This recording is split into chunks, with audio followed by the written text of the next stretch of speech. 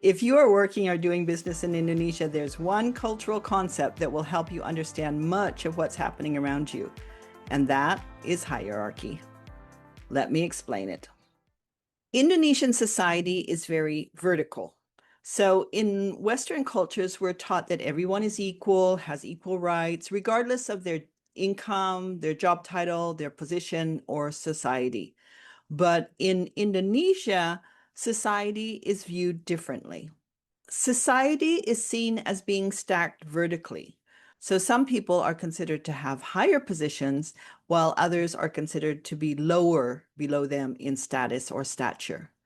This does not necessarily mean that one person is a better human being than the other. It means that people are not always viewed as having the same social position, authority, or influence as others. Most Indonesians instinctively understand where they are and where the people around them fit within this structure, and they adjust their behavior accordingly. This hierarchy influences how people speak to each other, how much respect they show, who makes the decisions, and who feels comfortable disagreeing with whom. One of the clearest things that separate people on this ladder is income. Someone with a higher income will usually have a very different lifestyle from someone earning much less.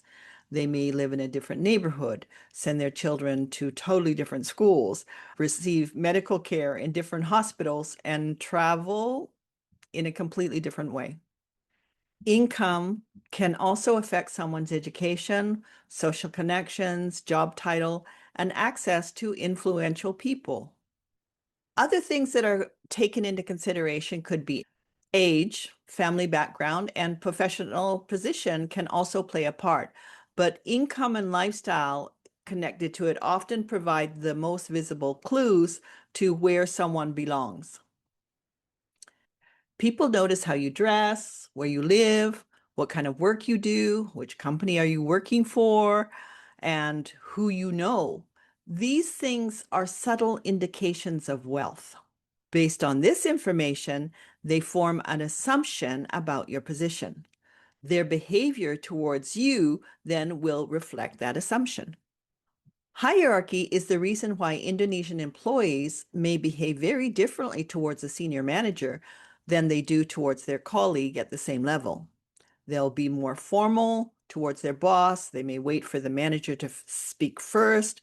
They may also avoid open disagreeing, even when they believe that the manager's idea could create a problem. So the Westerner observing this can sometimes assume that the employee is passive or lacking in confidence. But actually, this behavior has little to do with confidence. It's connected to an unspoken rule in Indonesian society that you should show respect to someone who you believe is positioned above you. And this is especially important for expats to understand. Most foreigners working in Indonesia are assumed to be in upper management or have a high level of expertise. Generally, this is true because the working visa is granted because of the person's expertise or special knowledge needed by the company. Therefore, when people do meet the expat, they often automatically assume that you must be a person of high position on that hierarchy ladder. Following the rules, the employees will be very polite towards you. They will agree with what you say, even if they have concerns. And they may hesitate to correct the foreigner or offer another opinion. They may also wait for detailed instructions rather than acting independently. So when the expat is thinking, why isn't anybody challenging me? Or why does everybody keep saying yes? But from the employee's perspective, they may be thinking, well, it would be disrespectful for them to question you because of your position. Expats also need to understand that their position is not automatically at the top of the ladder. There will be times when you will meet people that are actually positioned above you in the ladder. This could be an owner or shareholder of the company. It could be a senior government official, a minister, or an influential business leader. In this situation, you are actually below these people in the hierarchy ladder, and the people that you are meeting are expecting to be respected. That might mean using the correct title, allowing the more senior person to speak first, listening carefully, dressing appropriately for the occasion and the venue, and avoiding any behavior that might seem too casual. This doesn't mean that you have to agree with everything that's being said or being submissive towards these people. It simply means recognizing their position, showing the level of respect that Indonesian society expects you to. So, hierarchy actually influences leadership, communication, decision making, feedback and relationships inside and outside of the office. So once you begin to see or understand that there is an invisible ladder, many behaviors that previously seemed confusing start to make sense.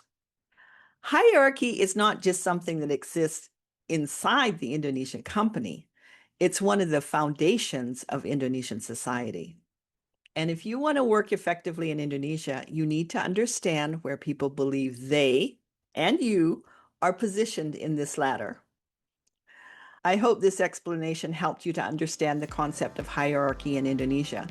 For other explanations or business tips about working in Indonesia, please subscribe to my channel or check out my website, www.understandingindonesia.com. I look forward to seeing you in the next one.